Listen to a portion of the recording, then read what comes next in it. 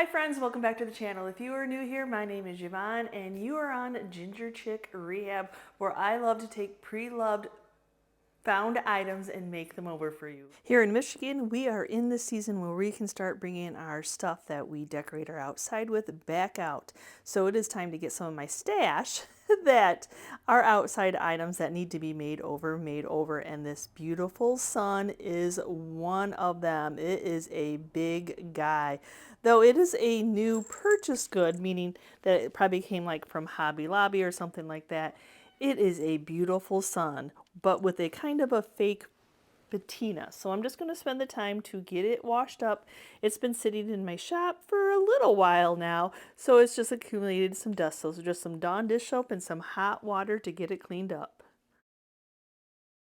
And yep, I'm going from one fake patina to another, but I think mine looks a little bit more realistic. So I've got Dixie Belle's Prime Start, which is red in color. So it's the primer to go with the Dixie Belle patina. So yes, I am going to play with some patinas and try to just bring the sun to life using patinas. Not that fake painted patina, but a rusty, crusty, turquoisey patina. So I just have an old paintbrush that is stiff. It's a stiff brush, and what I'm doing is I'm just sticking my brush into the paint and I'm doing a dabbing technique, because I think of rust and crustiness as being raised and bumpy. So I don't want brush strokes, I want it to be raised.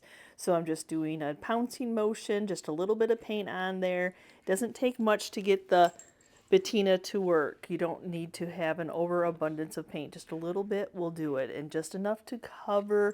Even making this Prime Start rusty red color is even bringing out the details a little bit more beautiful.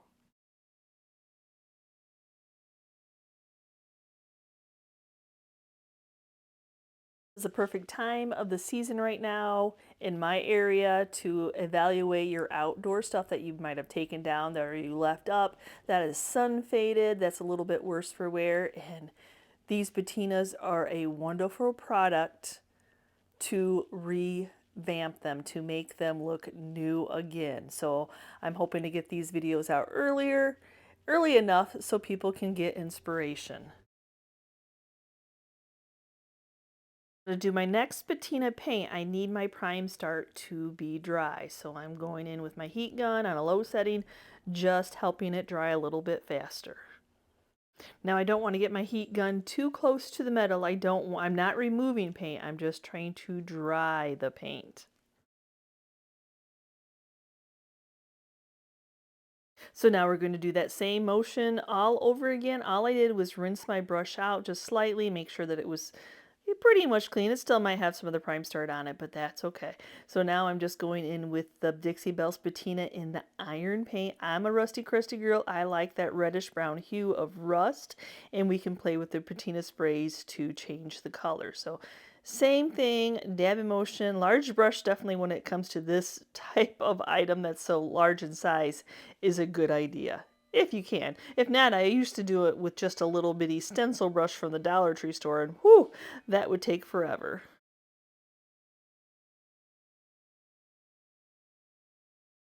I don't know about you, but every step I seem to be doing just seems to be bringing out the features of this metal sun so much more. Now is here where the fun is going to start happening. I have the green patina spray by Dixie Belle. I have it on the mist setting, and I'm going to mist the entire sun with it. Just a slight mist, just as heavy as you see it. Making sure that I get everything covered. And now I'm going to use the blue patina spray, but I do not have it on the mist setting.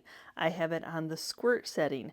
Now I'm just going to squirt the high spots. Wherever it hits, it's where it hits. But kind of like if it was hanging on the wall and the rain would hit it, it's where the heaviest of the turquoise would be. This is the color that will change it into that bluish color. So mixing the two together, you can already see the chemical reaction happening. But wait, there's more. Now I have the Dixie Belle's patina in the yellow, and I use this very gingerly, very sparingly. When I think of a sun, of course, I think of the yellow. So I'm just doing dabbing motions, dabbing here and there, just like just random, well, not even really random, just little indents here and there, because if I spray the yellow will overpower and take over. So I just want it to be a little bit of accents. And it may look like, oh, it's all going to be dots, just so it won't be, trust me.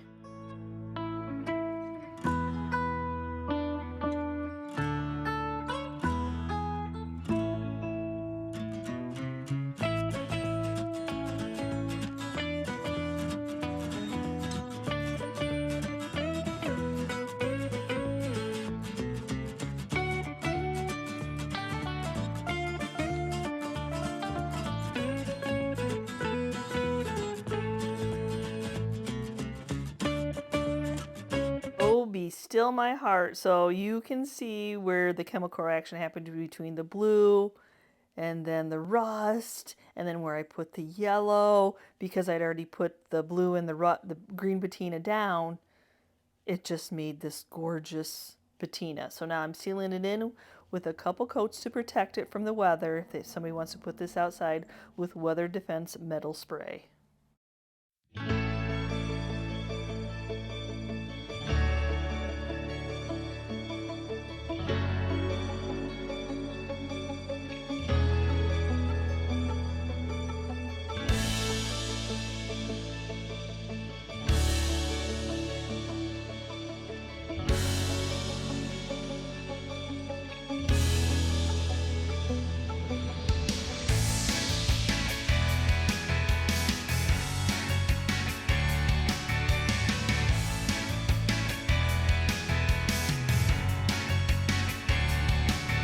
So I know a sun isn't something that you can necessarily find, but I think these windmills, these galvanized windmills, seem to be at in every home decor store that there is, from Hobby Lobby to the Dollar General. So why don't we take a moment and make this one rusty crusty to make it look a little bit more authentic. So first off, take off that, yeah, I thrifted it new with a tag, or maybe they used it in their decor with a tag on. I don't know.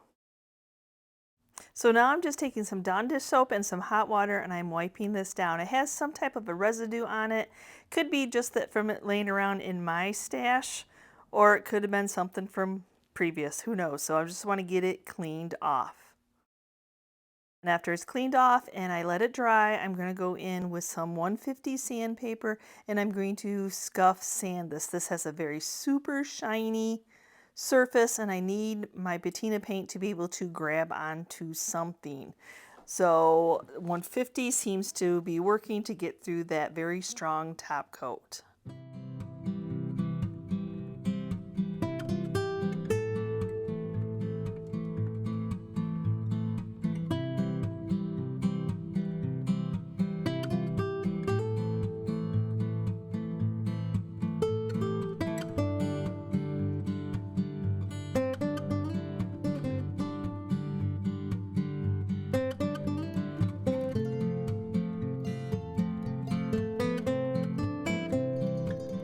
And then now I'm going to go ahead and give it one more wipe down, removing any of that sanding dust.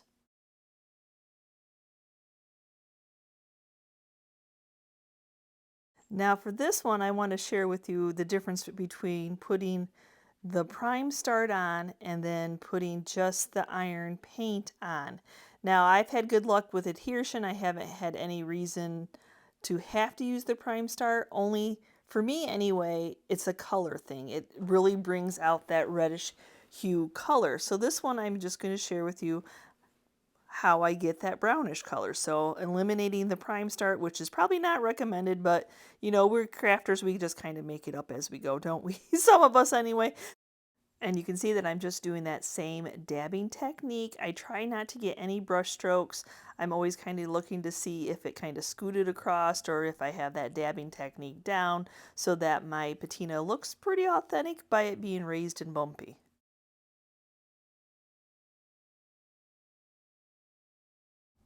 So now I've got it all on. Now it's time to mist it, and I'm just using right now just the mist of the green patina spray. The green and the iron will make that nice brown rusty red color. And I fell in love with doing the yellow on the outer of the sun, so I could not help myself but want to do the yellow on the outer of the blades of this windmill.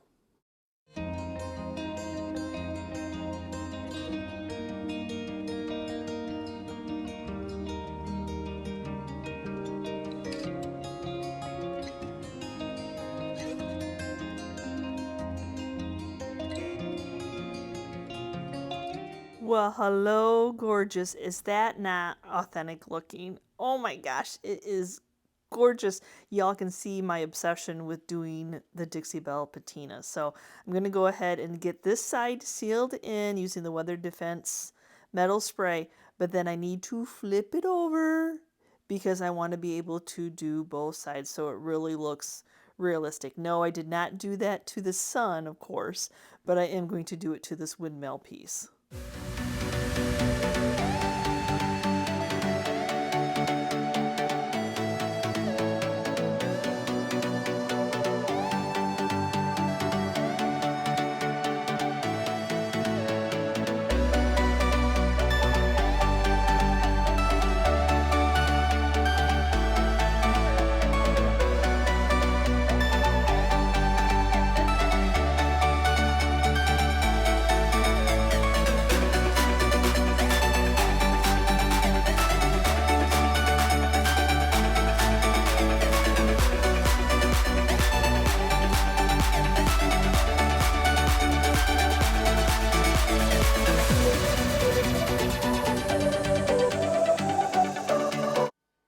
So I hope you enjoyed today's video. I know it was a quick little tutorial of kind of narrowing down on the techniques of doing the Rusty Crusty, especially since I know here in Michigan we get super excited when the spring times, and I don't know about you, I love to decorate my inside of my house just as much as I love to decorate the outside of my house.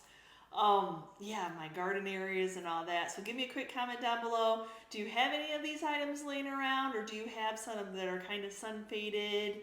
And now this is a little bit motivation to redo them. Yeah, you can always spray paint them. You can always paint them.